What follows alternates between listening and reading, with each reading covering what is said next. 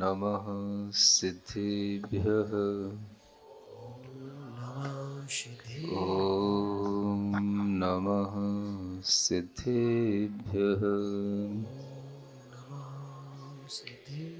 ॐ नमः सिद्धिभ्यः। ओकारं बिन्दुसंयुक्तं नित्यं ध्यायन्ति योगिनः।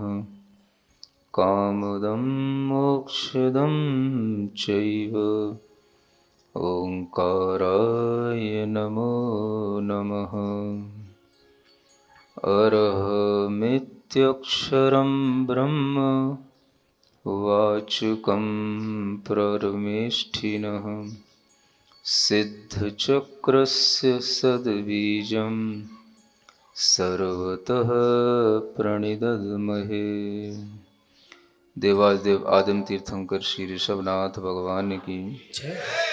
वर्तमान शासन नायक श्री वर्धमान महावीर भगवान की जय हो। परम पूज्य आचार्य गुरुवर श्री विद्यासागर जी महाराज की परम पूज्य और हम योग प्रणेता मुनिवर प्रणम सागर जी महाराज के, मुनिवर श्री चंद्र सागर जी महाराज के, विराजित समस्त मुनि आरिका क्षुल्लक संघ के नमोस्तु गुरुवर, नमोस्तु गुरुवर, नमोस्तु। आदिनाथ भगवान को केवल ज्ञान उत्पन्न होने के बाद समऊ शरण में गंधकुटी पर विराजमान होकर के दिव्य ध्वनि खिराने का एक उन्हें अवसर मिलता है और उस दिव्य ध्वनि में तरह तरह के गूढ़ तत्वों का उनके माध्यम से विवेचन होता है। भगवान आदिनाथ के ज्ञान को जब केवल ज्ञान का रूप मिल जाता है तो वह केवल ज्ञान अपने आप में एक बहुत बड़ा ज्ञान, संपूर्ण ज्ञान कहलाता है। हम और आप देखते हैं कि हम अपने अंतरंग में ज्ञान धारण करते हैं और उस ज्ञान से ज्ञेय पदार्थों को जानते हैं। ज्ञेय पदार्थ हमारे सामने बहुत से होते हैं और जब हम देखते हैं कि ज्ञेय कितने हैं तो आचार्य कहते हैं कि हमारा आत्मा ज्ञान प्रमाण है और ज्ञान ज्ञेय प्रमाण है। आदा णाण प्रमाणम णाणम नेय प्रमाण मुद्दिठम नेयम लोया लोयम तम्माणाणम तु सब गयम। ऐसी एक गाथा आचार्य कुंदकुंद देव ने प्रवचन सार में कही है। ज्ञान ज्ञेय प्रमाण है और ज्ञेय जो है वो लोक और अलोक प्रमाण है। इसीलिए ज्ञान को सर्वगत कहा जाता है और जिन्हें सारे संसार की सभी पदार्थों का ज्ञान हो जाता है उन्हीं को सर्वज्ञ कहा जाता है। हम भगवान का दर्शन करते हैं, पूजन करते हैं, आराधना करते हैं और भगवान के उस केवल ज्ञान की अगर हम थोड़ी सी भी बात सुनते हैं और उस पर श्रद्धा लाते हैं तो हमें अपनी आत्मा पर भी वह श्रद्धा उत्पन्न होने लगती है। जब हम ज्ञान और ज्ञेय की ये बातें सुनते हैं तो ये बातें हमारे सामने आगम के माध्यम से आती हैं। हमेशा आगम का ज्ञान हमारे सामने सिद्धांत के रूप में रहता है, लेकिन उस आगम ज्ञान से बढ़कर के भी हमें कई बार गुरुओं का चिंतन मिलता है और वह चिंतन आगम के विपरीत नहीं होता, लेकिन हमें कभी कभी आश्चर्यचकित करता है कि गुरु किस तरह से सोचा करते हैं। बच्चों बैठ जाओ। भगवान के ज्ञान में जो आया आचार्य कुंदकुंद देव ने उसको लिखा, और उसी चिंतन को जब हम गुरुओं के मुख से सुनते हैं तो हमें उसमें कुछ नए नए भाव भी दिखाई देते हैं। जब गुरु महाराज कुंडलपुर में थे, उस समय पर संघ के साथ सुबह सुबह आचार्य महाराज सुबह ऊपर पहाड़ी पर जाया करते थे। गर्मी का समय था, और जब लौट के आते थे तो लौट के आने के बाद वह अपना कमंडलू सुखा करके वहां पर रख करके शांत भाव से थोड़ी देर के लिए बैठ जाते थे, और वहां बैठ करके उनके अंदर जो भी चिंतन का भाव आता था, हम वहां अगर आसपास बैठे होते थे तो वह कुछ ना कुछ जरूर सुना दिया करते थे। आचार्य महाराज ने एक बार इसी चिंतन को,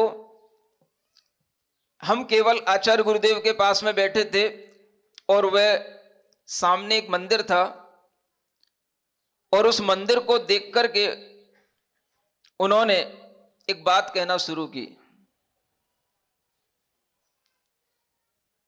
तिल की ओट में पहाड़ छिपा, ज्ञान ज्ञेय से बड़ा, ऐसा उन्होंने एक भाव दिया। तिल ओट में पहाड़ छिपा, ज्ञान ज्ञेय से बड़ा, एक आध अक्षर इधर उधर हो सकता है, यह भाव उन्होंने दिया। सुबह सुबह का वह समय था, सुबह जंगल से आने के बाद में शांत भाव से आचार्य महाराज बैठे थे, मैं ही अकेला उनके पास में बैठा था, और उन्होंने कहा, आज ये चिंतन आया मेरे लिए, मैंने आपको सुना दिया।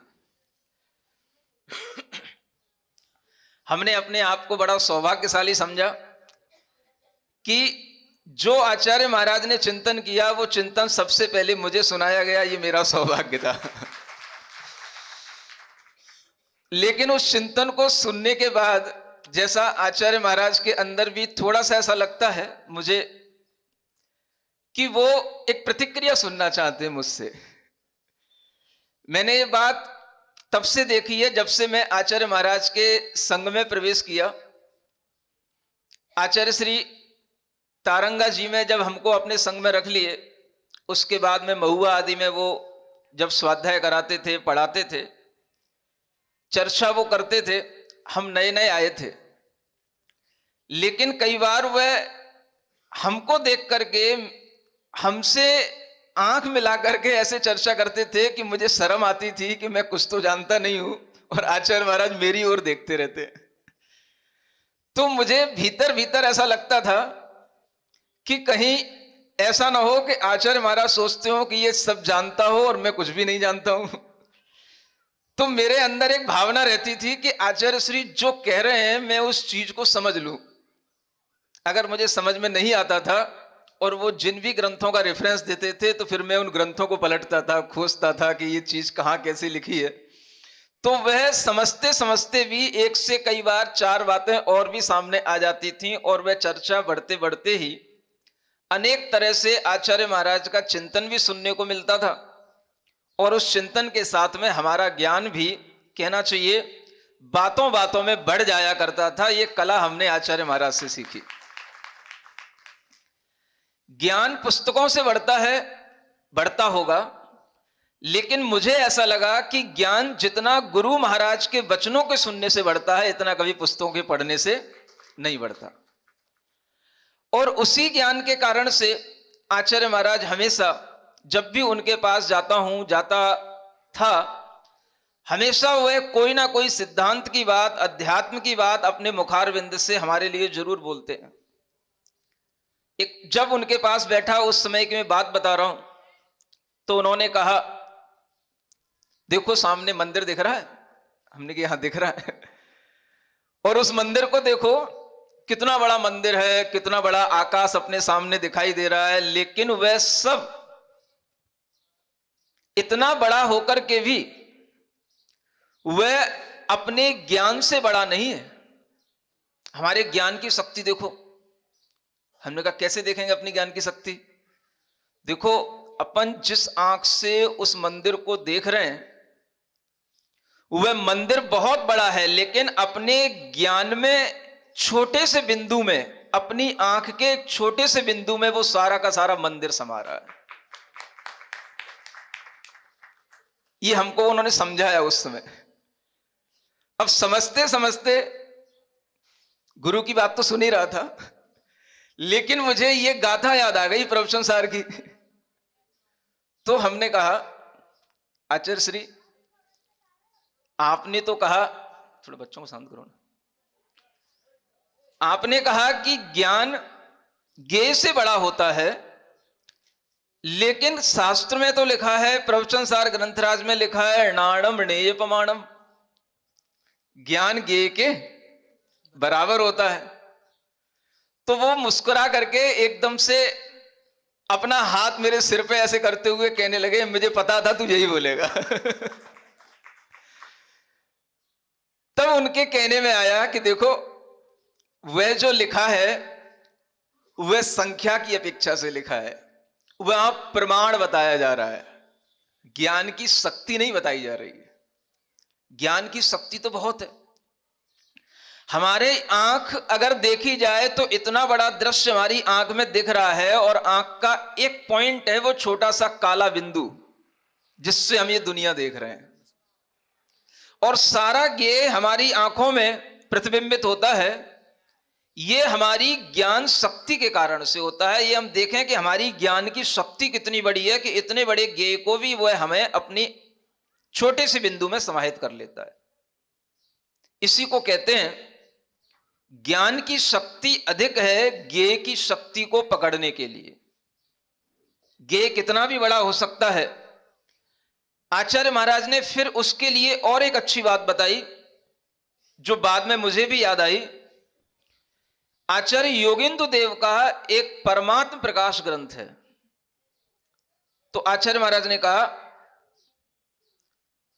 इसमें तो केवल इतना ही लिखा है, ये लोक और अलोक के बराबर है, और उस लोक अलोक को जो जान रहे हैं वो केवल ज्ञान से जान रहे हैं। लेकिन ज्ञान की शक्ति कितनी बड़ी है ये ध्यान रखना।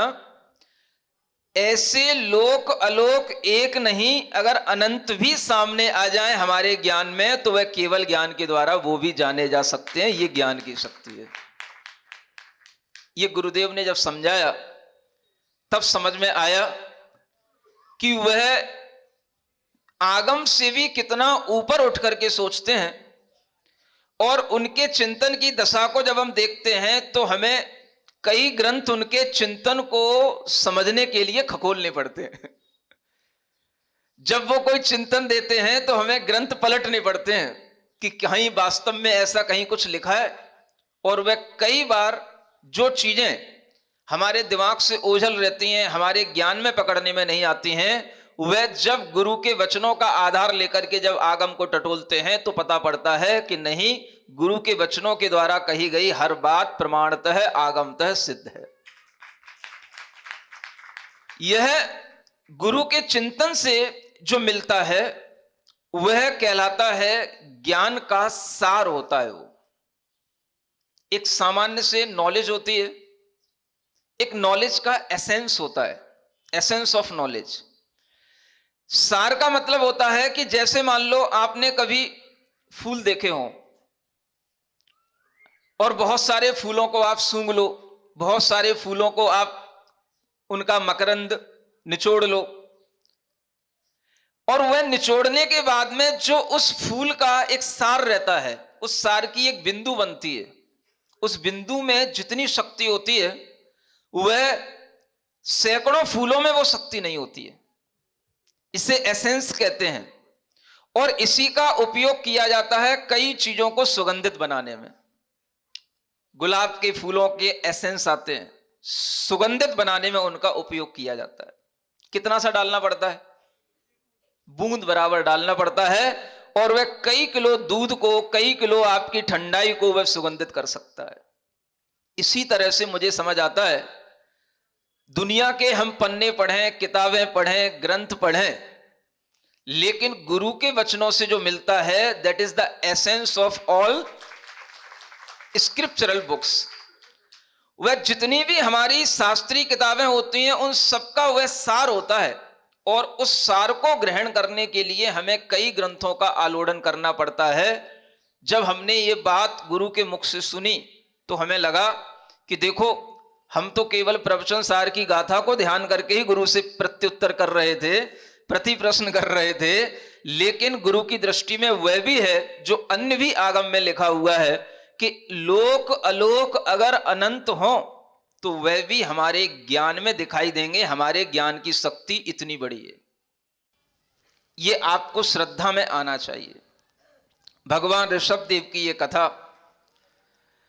अपने आप में मोक्ष की ओर तो जा रही है, लेकिन इस केवल ज्ञान की उत्पत्ति से हमारे अंदर यह भाव आना चाहिए कि हमारी आत्मा की शक्ति भी कितनी अनंत है।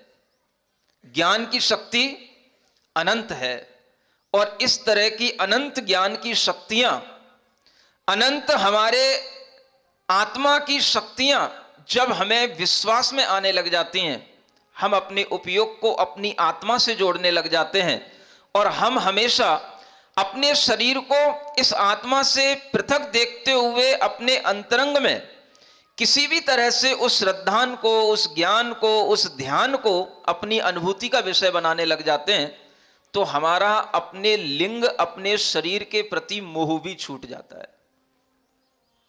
आचार्य कहते हैं, हमें ध्यान करते हुए अपनी आत्मा के उपयोग को अपने शरीर से भी भिन्न ले जाना है। शरीर से भिन्न ले जाने का मतलब, एक जगह आचार्य पूज्यपाद महाराज समाधि तंत्र में कहते हैं कि हमें कभी भी अपने लिंग का आग्रह भी नहीं करना चाहिए, अपनी जाति का भी आग्रह नहीं करना चाहिए, क्योंकि जातिर देहाश्रिता दृष्टा, लिंगम देहाश्रितम दृष्टम।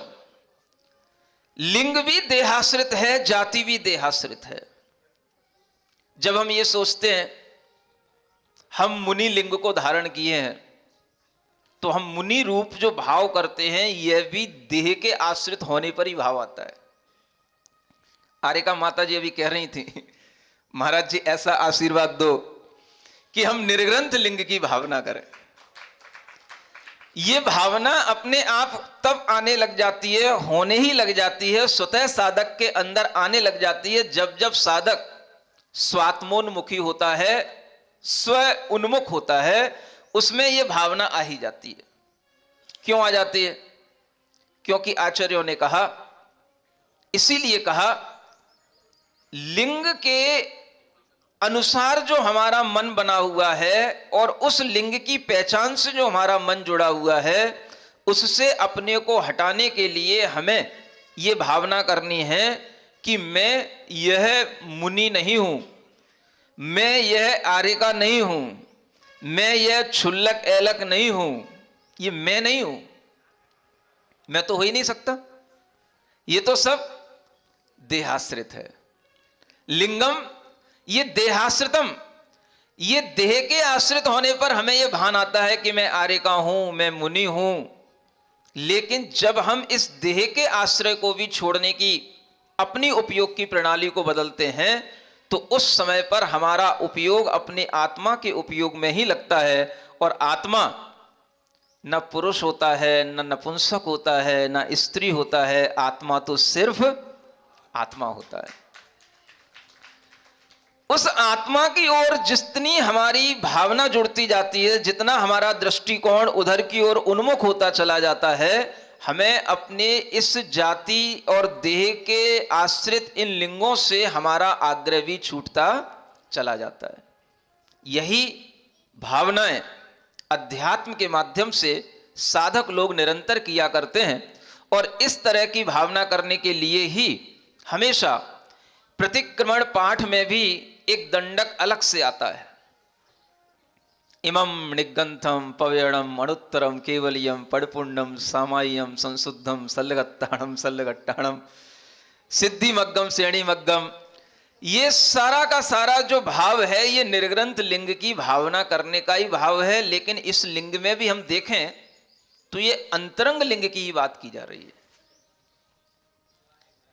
निर्ग्रंथता की भावना में वह अंतरंग लिंग वहां बताया जा रहा है। मोक्ष मग्गम, श्रेणी मग्गम, पमोक्ष मग्गम, ये मोक्ष का मार्ग, श्रेणी का मार्ग, प्रमोक्ष का मार्ग, ये मार्ग कहां से? तो ये अंतरंग के गुणस्थानों के आश्रय से बनने वाला मार्ग। लिंग जो देहाश्रित है उसका ये मार्ग नहीं है, ये मार्ग उस अंतरंग मार्ग की ओर ही बताया जा रहा है। तो जब जब साधक इस तरह के प्रतिक्रमण करते हैं तो उस प्रतिक्रमण करते हुए भी उनकी दृष्टि उस द्रव्य लिंग से ना लग करके उस अंतरंग भावलिंग की ओर ही जाती है। और इसमें जितने भी विशेषण दिए इस दंडक में वो सारे के सारे विशेषण उस भावलिंग की ओर ही उन्मुख करने वाले हैं। यह पावयणम कहा। प्रवचन का जो सार होता है वो प्रावचन कहलाता है। यानी भगवान के प्रवचन में जो कहा हुआ तत्व है उस सबका सार क्या है?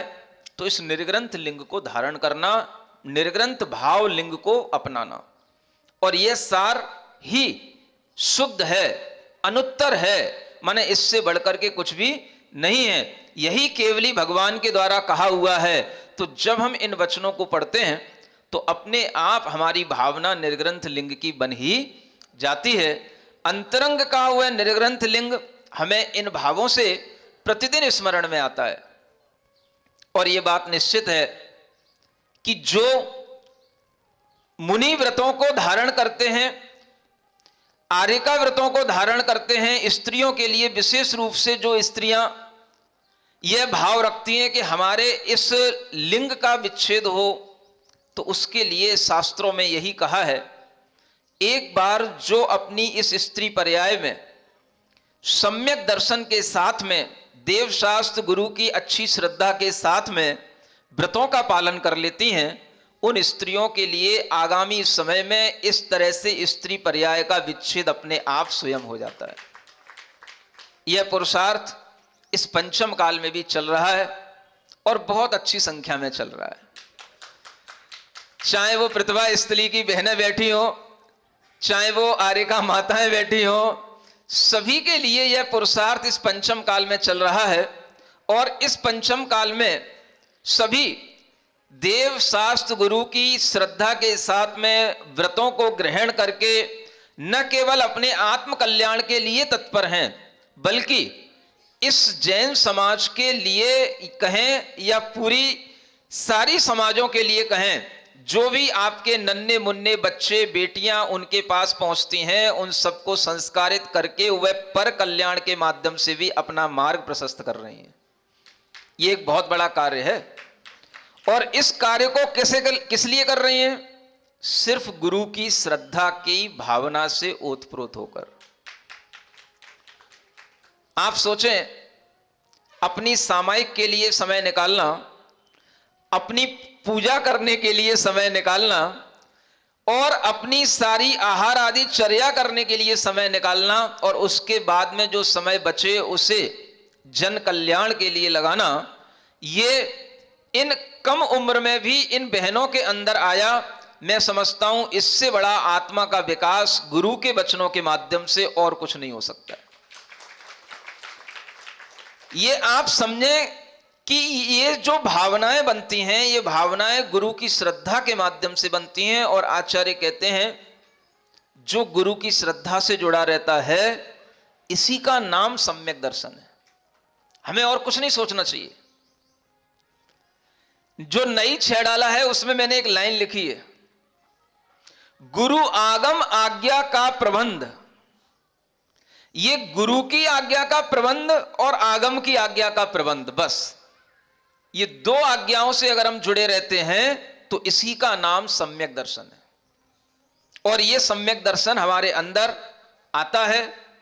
ये सम्यक दर्शन कोई ऐसी चीज नहीं है कि चतुर्थ काल में ही होने वाली चीज हो, पंचम काल में भी होती है और आचार्य कहते हैं जो इस तरह की श्रद्धा के साथ में सम्यक्त्व के भावों से अपने आप को एक बार जोड़ लेता है तो उसके लिए अपने आप आगामी जन्मों में कभी उस सम्यक दर्शन के साथ में स्त्री पर्याय में जन्म नहीं होता, नपुंसक वेद के साथ जन्म नहीं होता, वह नियम से पुरुष पर्याय को प्राप्त होता है।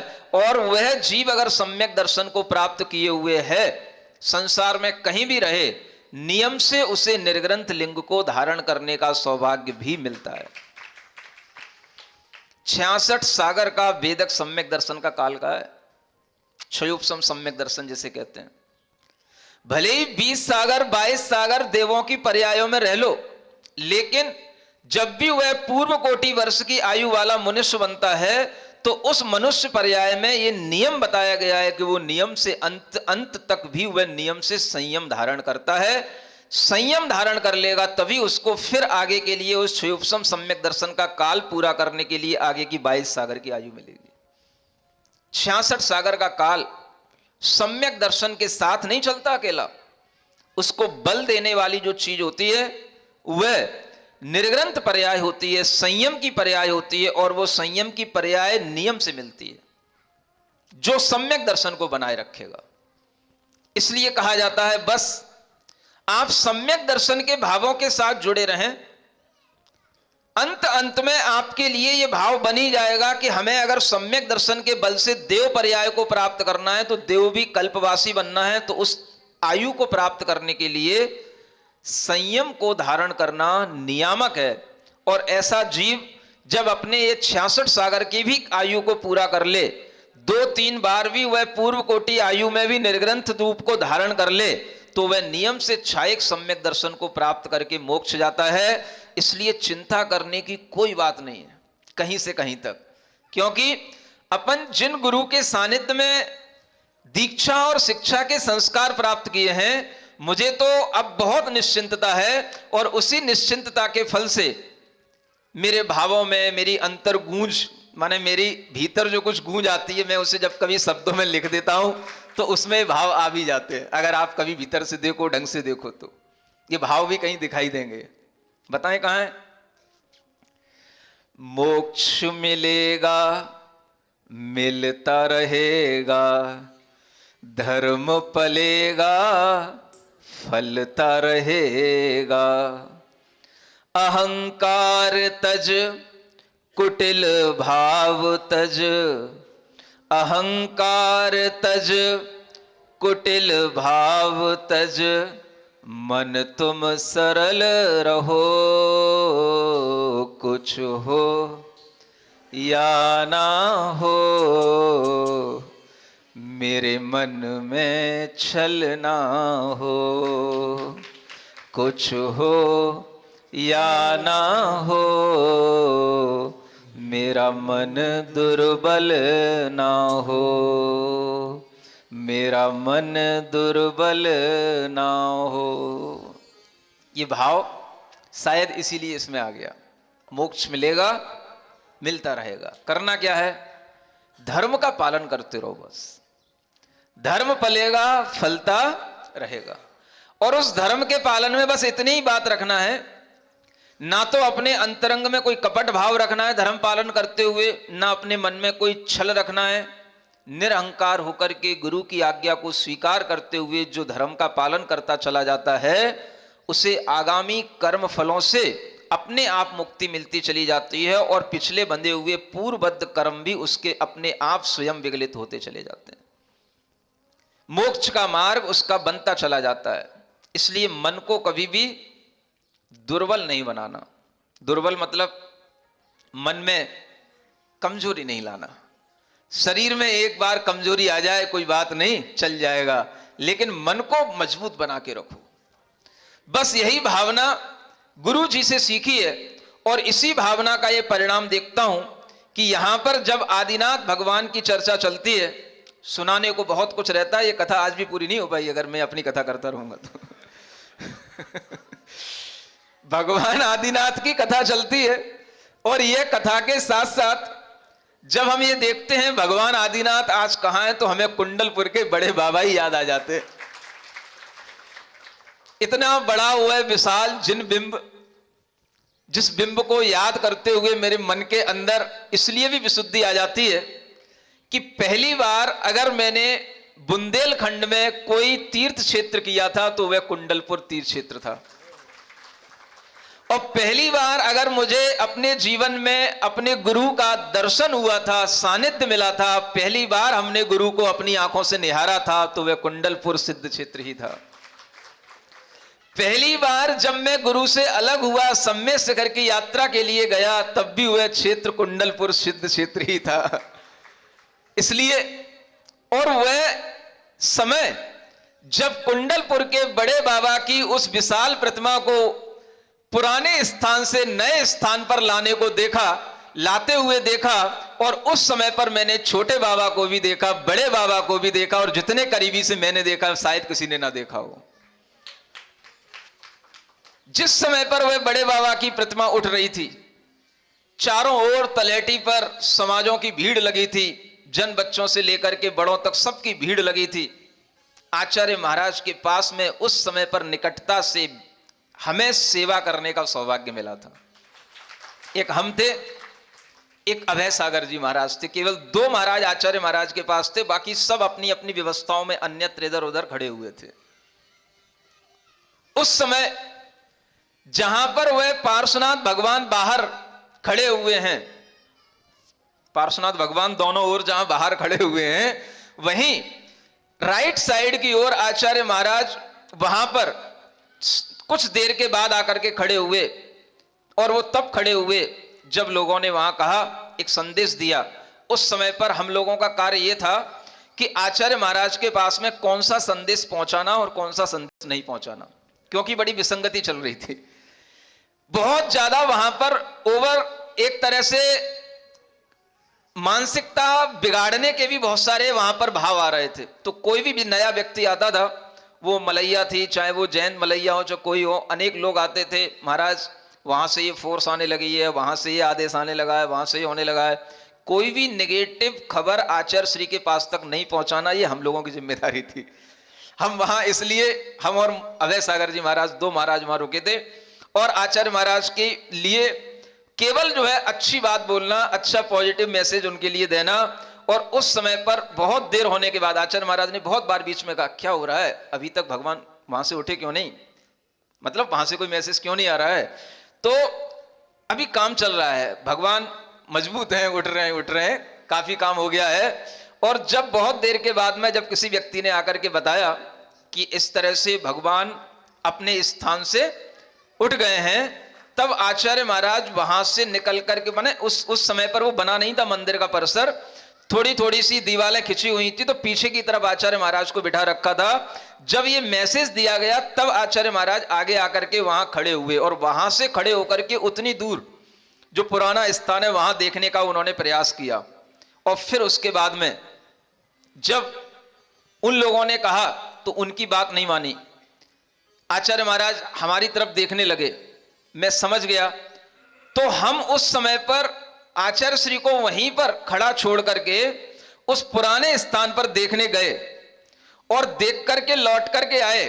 तब हमने पहली बार आचार्य श्री को बताया, आचार्य श्री वास्तव में बड़े बाबा अपने स्थान से हट गए हैं और अब बहुत जल्दी ही अपने नए स्थान पर आ जाएंगे।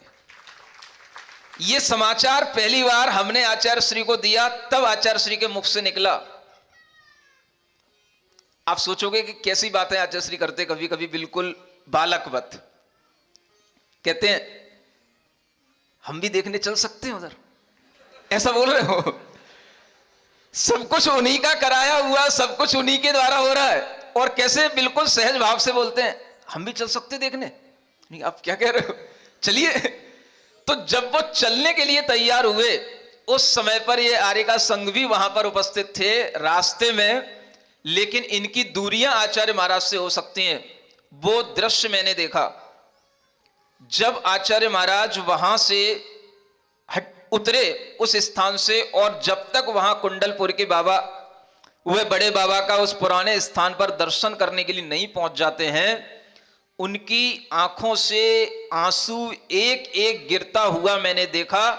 पहली बार आचार्य महाराज की आंखों से हमने आंसू गिरते हुए देखे, और वह आंसू क्या थे ये हम और आप सब समझ सकते हैं। ये उनकी खुशी के, ये उनकी प्रसन्नता के बहुत बड़े आंसू थे, जो किसी ने नहीं देखे होंगे।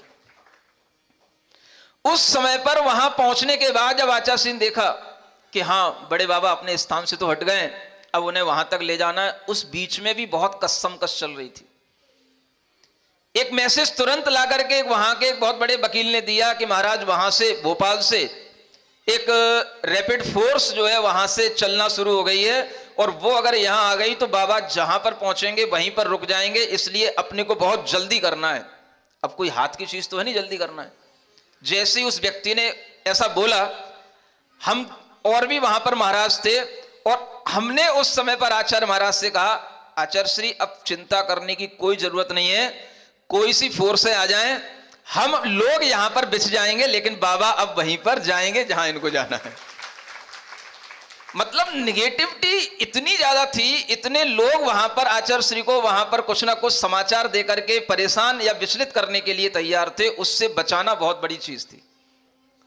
और जब इस तरह से वहां पर ये भावना सब मुनि महाराजों के माध्यम से सबने कहा, हाँ हाँ अब कुछ नहीं होगा, अब तो बाबा अपने स्थान से उठ गए हैं, अब भगवान अपने स्थान पर पहुंच करके रहेंगे।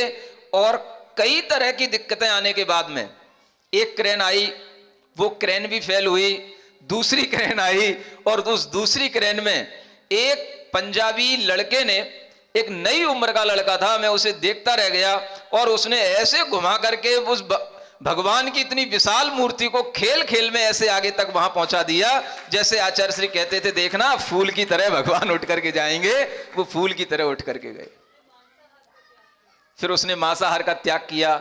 ये तो बहुत आचार्य महाराज के प्रभाव से होना बहुत सहज बात है, लेकिन इस तरह की जो प्रक्रिया हमने देखी, वह प्रक्रिया आज भी मुझे याद आती है। मैं कहां भगवान ऋषभनाथ को देखने जाऊंगा, मेरे लिए तो यह कुंडलपुर के बड़े बाबा ही मेरे ऋषभनाथ भगवान है, और मैं कहां किन्हीं श्रुत केवली और आचार्य परमेष्ठी को देखने जाऊंगा, मेरे लिए तो सब कुछ आचार्य गुरुदेव ही श्रुत केवली और गणधर परमेष्ठी हैं। ऐसा सब कुछ मुझे दिखाई देता है जब हम ये कथाएं पढ़ते हैं, और मैं भी आपके अंदर यही भावना रखना चाहता हूं। ये कथा आज पूरी हो, इसमें जब भी गणधर परमेष्ठी का भाव आए, भगवान ऋषभदेव का मोक्ष कल्याणक का विचार आ रहा है, आप भी इसी तरह की अपनी भावनाओं को इन बड़े बाबा और छोटे बाबा से जोड़ते हुए इस कथा को आगे पढ़ें, ताकि ये कथा पूर्ण हो ही जाए आज। नहीं तो समय किसी भी कार्य में ज्यादा होना भी अच्छा नहीं माना जाता, और समय पर ये चीजें जब पूरी हो जाएंगी तो फिर आपके लिए कुछ नया भी सामने आ सकता है, और कुछ नया भी आपके सामने आयोजन हो सकता है, जो आपको आगे कमेटी के लोग बताएंगे। चलिए, यह निर्वाण नाम का सर्ग है, 9वां सर्ग। ज्ञान किरण तै ऋषभ सूर्य, अज्ञान नशाया, कोटि कोटि भविजन को भवते पार लगाया। गुण अनंत के नाम प्रथम तीर्थंकर स्वामी, सुर सुरेंद्र वंदहि दिन पौसीस नमामि। मंगल बड़े अमंगल टारे, ऋषभ कथा से सब अगहारे। वेद पुराण सब ही गुण गावे, जिनवर आदिनाथ मन भावे। मंगल बड़े अमंगल टारे, ऋषभ कथा से सब अगहारे। सहित सुसमहु शरण अति शोभा, सुर सुरेंद्र महीपति मन लोभा। आर्य देश मह करत विहारा, कीनो धर्म प्रकाश सुखारा। ज्ञान किरण ते केवल ज्ञानी, जागत कीने जीव अज्ञानी। भव सागर ते भवजन तारे, तारण तरण जगत उजियारे। भेद आये गिरि कैलासा, पौष मास दिन पूर्णमासा दिव्यवाणी समवसरन माही जगपति करन लगे अब नाही। तिष्ठे गिरि सुमेरुबत स्वामी करे मौन प्रभु अंतरयामी।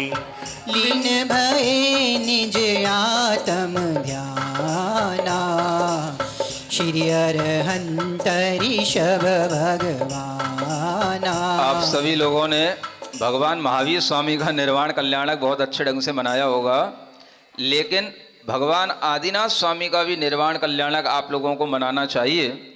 और वह निर्वाण कल्याण की यह विशेषता है कि जब भगवान को मोक्ष होना होता है तो जैसे भगवान महावीर स्वामी 2 दिन पहले अपना वह सारा का सारा समवसरण का त्याग करते हैं, लेकिन भगवान जो ऋषभ देव हैं यह 14 दिन पहले यह योग निरोध की एक प्रक्रिया होती है जिसमें अपने मन वचन काय के योगों को भी रोक लिया जाता है।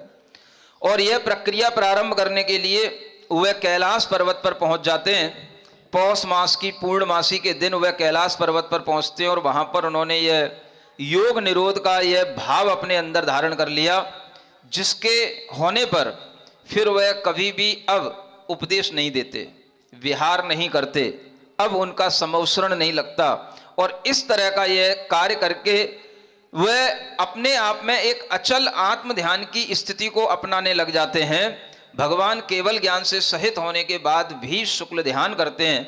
ये अपने आप में एक बहुत महत्वपूर्ण बात है और यही बात आपको ध्यान में रखते हुए ध्यान रखना है कि मोक्ष होने से पहले भी शुक्ल ध्यान होता है। केवल ज्ञानी उन भगवान के लिए भी 2 शुक्ल ध्यान होते हैं, तब जाकर के उन्हें मोक्ष की प्राप्ति होती है। वही यहाँ पर वर्णन चल रहा है। कैलाश गिरी पर आप ध्यान करें कि वह भगवान ऋषभ देव पांच धनुष की अवगाहना के साथ में पद्मासन से विराजमान हैं, जो यहाँ भाव आगे आ रहा है। धर्मोन तिष्ठे प्रभु तादिन गिरी कैला तानि सिद्धि की स्वप्न नृप भरत स्वजन निजबा लंब लोक के अंते कनकाचल देखा मही करते हनिभव रोग सुरग पुनि जाई औषध द्रुमहि लखा युवराई। दे सुफल जन मन अनुसारा गए पति सुरपत गवन निहारा मुख्य सुमंत्र लखाई में बाई भूंते रतन द्वीप पुनि जाई। स्वपन लखा भरते सही रानी नाम सुभद्रा रानी प्रधानी यशवती देवी सुनंदा संगा शोक करत सचि देखी अभंगा। इम सुपने देखे निस्माही आए सकल प्रतिभा परिमाही सबने निर्ज सुपन सुनाए भरत पुरोहित फल प्रकटाए। सकल सुख जब भगवान को मोक्ष होना होता है उससे पहले अनेक लोगों को स्वप्न आते हैं। सुन रहे हो कि नहीं? स्वप्न आते हैं कि नहीं तुम लोगों को? कुछ नहीं आता। नींद की गोली खाने वालों को कभी स्वप्न नहीं आते। जो भगवान से अपनी लौ जोड़ करके रखेंगे उन्हें ही भगवान के विषय में स्वप्न आएंगे। और जब भरत चक्रवर्ती को स्वप्न आते हैं, उन्होंने देखा कि लोक के अंत तक एक लंबा उन्होंने मंदराचल माने सुमेरु पर्वत देखा भरत चक्रवर्ती ने स्वप्न में। और उनके ही एक युवराज ने एक स्वप्न देखा कि एक बहुत बड़ा महाऔषधि का वृक्ष जो स्वर्ग जाने के लिए उद्यत हो रहा है। उनके गृहपति ने एक स्वप्न देखा कि मनुष्यों को मनवांछित फल देकर के एक कल्प वृक्ष कहीं चला जा रहा है। उस भरत के एक प्रधानमंत्री ने एक स्वप्न देखा कि पृथ्वी के ऊपर जाते हुए एक कोई रत्न द्वीप है जो उड़ता हुआ चला जा रहा है। इस तरह के अनेक अनेक लोगों ने जब स्वप्न देखे तो उनकी पट्टरानी सुभद्रा देवी ने भी एक स्वप्न देखा। यशस्वती और सुनंदा, जिसे नंदा सुनंदा कहते हैं, उन्होंने भी स्वप्न देखे। और इन सब स्वप्नों को देखने के बाद में वह स्वप्नों के फल पुरोहित से पूछे गए। पुरोहित ने भी वह स्वप्न देखे और फिर सब स्वप्नों का फल देखने के बाद में निश्चय किया गया कि यह भगवान के मोक्ष गमन का काल निश्चित हो गया है, निकट आ गया है। इसी कारण से हम सभी लोगों को इस तरह के स्वप्न आए हैं। कुछ आ रहा है कि नहीं? कोई सपने नहीं देखते हो? अच्छे अपने बेटों का विवाह हो जाए, बच्चियों का विवाह हो जाए, उनकी जॉब लग जाए, इसके अलावा कोई सपने नहीं आते होंगे तुम लोगों को? कभी देखते हैं स्वप्न में गुरु महाराज? कोई नहीं देखता। स्वप्न में कभी ऐसा समोसरण दिखाई देता है? अरे जो समोसरण ना देखा हो कोई बात नहीं, लेकिन जो यहां लगा है वो भी समोसरण कभी सपने में दिखाई देता है कि नहीं? स्वप्न में अगर ये चीजें दिखने लग जाएं तो समझना कि वास्तव में हमारे मन के अंदर धर्म समा रहा है, हमारे संस्कारों में कुछ परिवर्तन आ रहा है। और इसी तरह के स्वप्नों का फल यहां पर आगे बताया जा रहा है। सकल सुपन फल एक फल, तिष्ठे प्रभु कैलास, मोक्ष धाम निर्वाण को पै ज्ञान निवास। तब ही तहाँ नंदरयाबा भगवत योग निरोध सुनावा। सुनी आनंद वचन नृपराई, प्रण में प्रभु परोक्ष सिरुनाई। चले भरत परिवार समेता, सुमिरत और जिन ज्ञान निकेता। आए गिर कैलास मनोहर, भाव सहित वंदे प्रभु जिनवर। 14 दिन प्रभु पूजा कीनी, पुण्य कमाई सजगता लीनी। कैलास गिरि पर नाथ बैठे, पूर्व दिश निज सुख किए। अंतर जगत में मन रमाते, बाहनाता तज दिए। सब देव विद्याधर मनुज कर, जोरी प्रभु के सामने धरि मौन बैठे। शांति से दृश्य लागत सो, योग निरोध करत गुण लयऊ। त्रयवस दिन पूरन जब भयऊ। माघ मास 14 दिन आबा, मंजुल प्राप्त काल मन भा। उषा प्रकट वही पूरब माही, तब वृषभेश अघाती न साई। शुक्ल ध्यान कृपाण प्रहारे, वह तर कर्म महार कुमारे। 13 से 14 गुण ताना, कीन प्रवेश ऋषभ भगवाना। भय अयोग केवली स्वामी, लघु पंचाक्षर में शिवगामी। शुक्ल ध्यान कृपाण समारे, 13 शेष कर्म रिपुमारे। लोक शिखर आत्म गई, सिद्ध भये भगवान। मुक्ति रमा के रमण को, पाया पद निर्वाण। पाया पद निर्वाण, ओ पाया पद निर्वाण। बोलो आदिनाथ भगवान की, भगवान के मोक्ष कल्याण की। देखत विलीन प्रभु भई काया, जिम बिगटत तत क्षण सुर माया। केवल बचत रहे नख केसा, तत क्षण आए इंद्र सुरेसा। जय गुनि उचरत सब सुर संगा, रमते आए भगति प्रसंगा। मायामयी प्रभु देह बनाई, करी पूजा बहुविधि स्तुति गाई। रचा कुंड थापी प्रभु काया, कृत कपूर लौंगादि चढ़ाया। जे गणधर केवल शिव पावा, तिनके भीम कुंड चढ़ावा। मुकुट स्पर्शते अग्नि कुमारा, करि प्रज्वलते अग्नि तत्काला। 3 कुंड अग्नि संस्कारा, करि सुर जय जय शब्द उचारा। आनंद मगन भव सुर सारे, भगति करते उर हर्ष अपारे। जब पावक भई शांत, तब सब सुर भस्म निकाल। भुज ललाट कंठे रमी, जय जय शब्द उच्चार। ओ आनंद मगन भयउ सुर सारे, भगति करत उर हर्ष अपारे। आजन विविध प्रकार बजाए, मुक्तातम की तुति बहु गाए। सुरपति आनंद नाटक कीना, सुर गुरु जगत ही परिचय दीना। इम निर्वाण महोत्सव कीना, प्रभु गुण गाय पुण्य फल लीना। सुमरत ऋषभ हृदय सुर गयऊ, इत भरत ही वियोग दुख भयऊ। साते लोक निवारण हेतु, समझावन लग गए गण केतु। सुनिए भरत आत्म अविनाशी, नासवान तन भोग निवासी। यह तने आत्म जल पै हती, दो एक पृथ्वी तो जाती। जा लगी आत्म मोक्ष न पावा, ता लगी जन्म मरण दुख छावा। मोक्ष महासुख आत्म निवासा, अजर अमर सब ज्ञान प्रकाशा। इमि कहीं वृषभ सेन गणनायक, कहे वृषभ भव अवसर लायक। भरताधिक निज नववत लाए, कर्म निविध खेल समुझाए। ओ मोक्ष जे हो भरत तुम, कही बात गणिराय, तजिए शोक भज ऋषभ प्रभु, करहु धर्म सुखदाय। मंगल भवन मंगल हारी, ऋषभ कथा है सब गहारी। वेद पुराण सब ही गुण गावे, हाँ जिनवर आदिनाथ मन भावे। तालु के साथ ऋषभ कथा जन जन में व्यापी, लेकिन वंचित है कछु पापी। ऋषभ नाम है तारण हारा, ऋषभ कथा से हो उद्धार।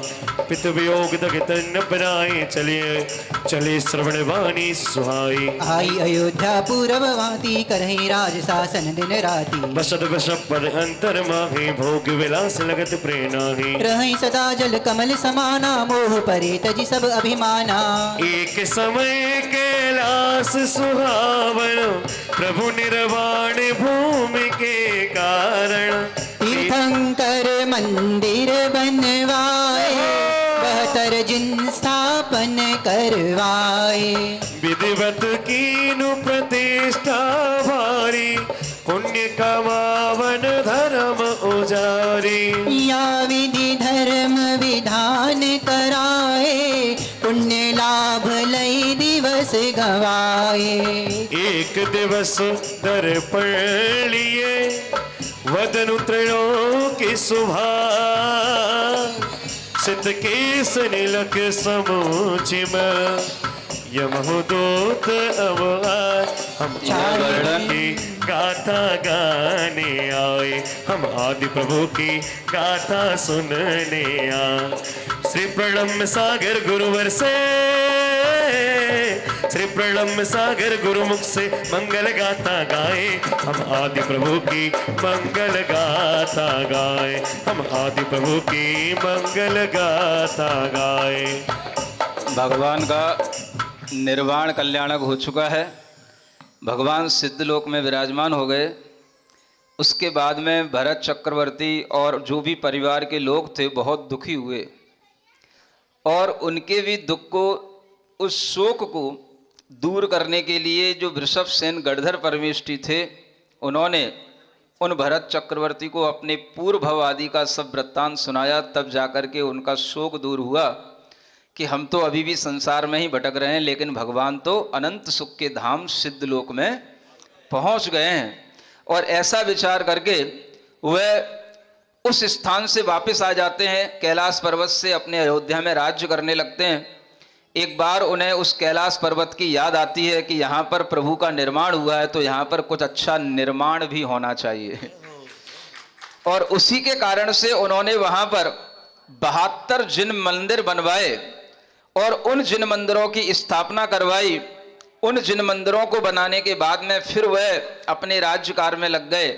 एक बार उन्हें अपना चेहरा दर्पण में देखने पर उनके सिर के कुछ केस सफेद सफेद दिखाई दिए।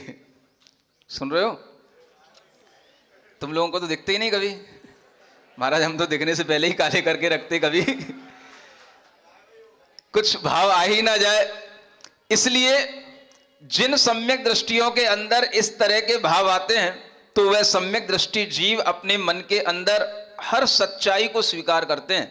ये सम्यक दृष्टि जीवों की बात होती है।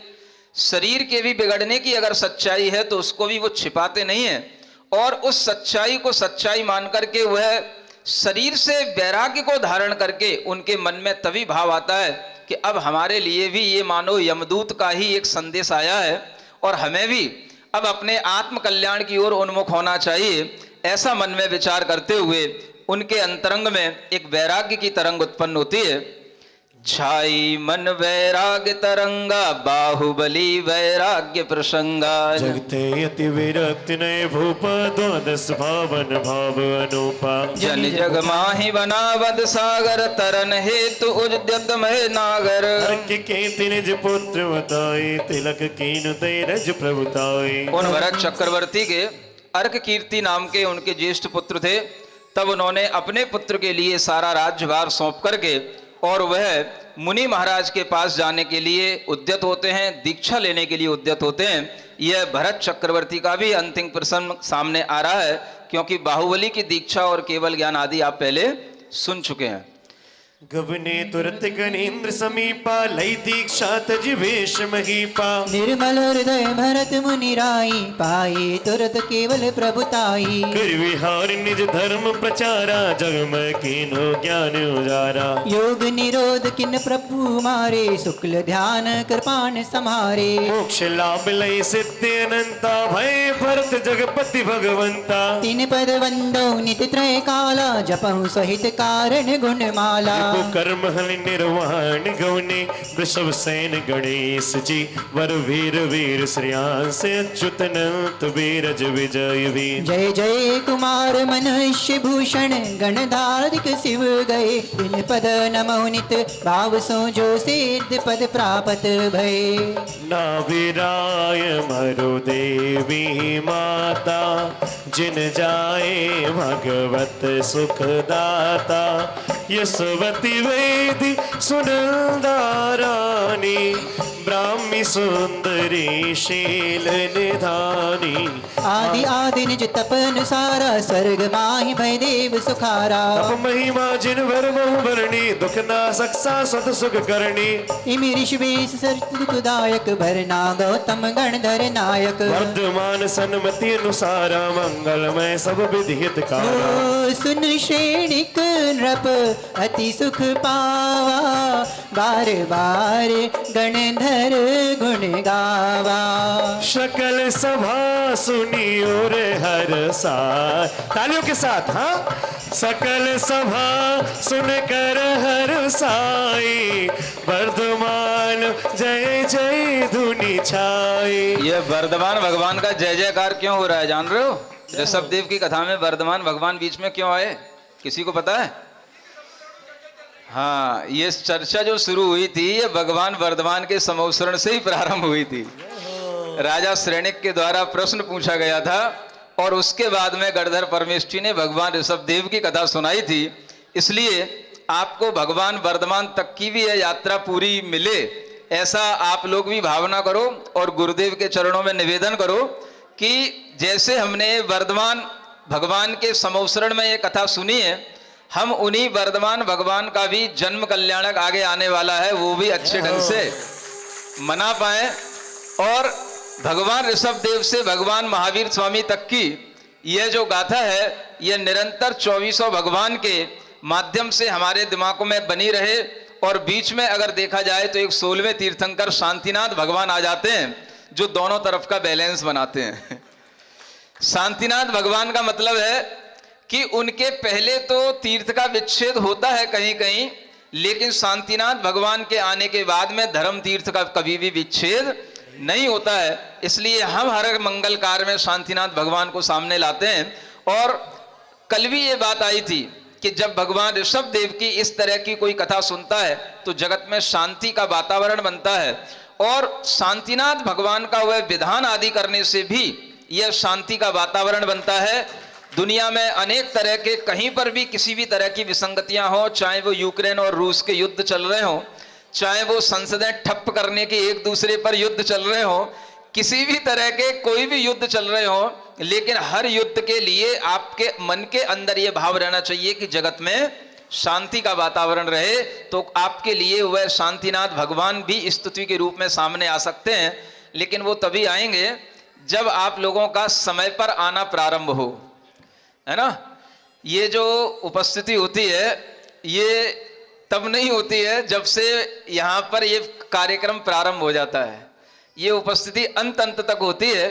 आप लोग अपने समय की संयोजना बनाएं तो आपको कल से, जैसे आज एक आर्यका माता जी ने अपने कुछ अच्छे अच्छे संस्मरण सुनाए और भी आर्यका माता जी यहाँ बैठी हैं, कि आप नहीं चाहोगे कि इन सबके मुख से कुछ थोड़ा थोड़ा सुनने को मिले हैं? तो कल से यही प्रक्रिया सबके लिए थोड़ी थोड़ी सुनने को मिलेगी, क्योंकि उससे हमको भी कुछ नया नया मिलेगा। गुरु महाराज के विषय में बहुत अच्छी अच्छी बातें सुनने में सबका मन लगता है और सबके अपने जीवन की अच्छी अच्छी बातें होती हैं, तो वो थोड़ा थोड़ा सबके लिए सुनने को मिलेगा। लेकिन आप लोग जब समय पर यहाँ उपस्थित होंगे तो ये कार्य शांतिनाथ भगवान की विधान के साथ में ये कार्य भी अच्छे ढंग से चलेगा, क्योंकि कल केवल 8 ही अर्घ चढ़ाना है ना, और उन 8 अर्घों के साथ में इस तरह का भी ये कार्य रहेगा। तो आप लोग अपना मन थोड़ा अच्छा बना करके रखें, ताकि भगवान वर्धमान स्वामी तक आपकी ये भावनाएं बनी रहें। और इस तरह से आचार्य गुरुदेव के माध्यम से भी हम लोगों को यहाँ पर रुकने का एक भाव उनके आशीर्वाद से मिलेगा, तभी बनेगा। अभी ऐसा निश्चित नहीं हुआ है कि हमें यहाँ महावीर जयंती तक रुकना है, सुन रहे हो? हाँ, लेकिन यह है, मैं तो हमेशा ही सोचता हूं भाव बना के रखो, अगर हो गया तो ठीक, नहीं हुआ तो गुरु के आशीर्वाद से सब ठीक इसलिए अच्छे भाव बना करके रखो। हाँ, जैनागम विधि से कहा आगे मुनि निर्ग, तानुसारे कबीर भी चले शास्त्र के पर। ऋषभ चरित कल्पित नहीं, शाश्वत सत्य निधान। जय हो। ऋतु अनुसारे हम कहा, श्री वृषवेश पुराण, मधुमौसम तिथि अष्टम सुहानी, फागुन मास सुद रब के पावनी। जय दिन पर्व अठानिक जाना, ते दिन ऋषभ चरित सन्मान। देखो ये भी कैसा एक अच्छा मंगल अवसर है कि जिन पंडित जी ने ये ऋषभ चरित सार की कथा पूर्ण की है, वो पंडित जी ऋषभ केसरिया के ही, आपने सुना ना, केसरिया ऋषभ देव जी वहाँ के पंडित जी हैं वो। और फागुन मास की अष्टमी रविवार के दिन जो अष्टानिक पर्व में आती है, उस अष्टानिक पर्व में ही ये ऋषभ चरित की कथा पूर्ण हुई। और ये फागुन मास की अष्टानिका मनाने के बाद आपको ये ऋषभ चरित की कथा यहाँ पर भी सुनने को मिली। पूर्णमयो यः चरित अखंडा, जीवन सफल भयो मार्तंडा। स्वांत सुखाय लिखा यह गलता, भगति बसात चले कभी बनता। यद्यपि मोहि रचनाति फीकी, तदपि कथाय प्रभु जिन जी की। ये जनि शास्त्र पुराण समाना, करें सज्जन अति सन्माना। कहीं सुजन श्रुति सिंधु समाना, तरन माहि दुर्लभ जग जाना। सो त्रुटि देख सुधारो भाई, वरना निज मति चरित सुहाई। जिन ग्रंथ ने पढ़ी हम यह गावा, तिन सब प्रणम हृदय हर्षावा। तिन करता ये सुमन हमारे, हम उनके पल मधुर सुखारे। यह जन धन्यवाद कवि लोगा, जासो हम पावा शुभ योगा। अति मुदित मन सो परम पावन, गाई यग प्रभु तब कथा। सादर समर्पण पद तुम्हारे, करहु निज मति सो यथार्थ। अति दीनहीन अजानी बालक, जानी मोहि तारहु विभो मम। नयन पय से आए मन, मंदिर विराजो हे प्रभु। डूब रहती विषम ये भव सागर के माही, तब पद देखूं आसयुत, अनंत सहारा नाही। तुम गुण महिमा सुमरि उर, विनती करहूँ बहुबार। कृपा सिंधु मोहि करहु अब, भव सागर से तुम जिम परमात्म भये, भव समुद्र करि पार। जिमित राय हम कीजिए, तुम सम करुणा धार। जम्बूदीपे भरत क्षेत्रे, आर्यावर्ते भारत देश एक नगरी है, विख्यात अयोध्या नाम की। हम कथा सुनाते आदिनाथ भगवान की, हम कथा सुनाते आदिनाथ भगवान की। ये पावन विद्या धारा है गुरु ज्ञान की, ये पावन महिमा आदिनाथ भगवान। गुरु प्रणाम मुख से कथा सुनी भगवान की। तालियों के साथ गुरु प्रणाम मुख से कथा सुनी भगवान की, ए पावन नगरी शहपुरा नगर के नाम की, ए पावन नगरी शहपुरा नगर के नाम की, ए पावन नगरी शहपुरा नगर के। ओम अरहम नमः, ओम अरहम नमः, ओम अरहम नमः, ओम अरहम नमः, ओम अरहम नमः, ओम अरहम नमः, ओम अरहम नमः, ओम अरहम नमः, ओम अरहम नमः, ओम अरहम नमः, ओम अरहम नमः, ओम अरहम। बोलो आदिनाथ भगवान की, श्री आदिनाथ कथा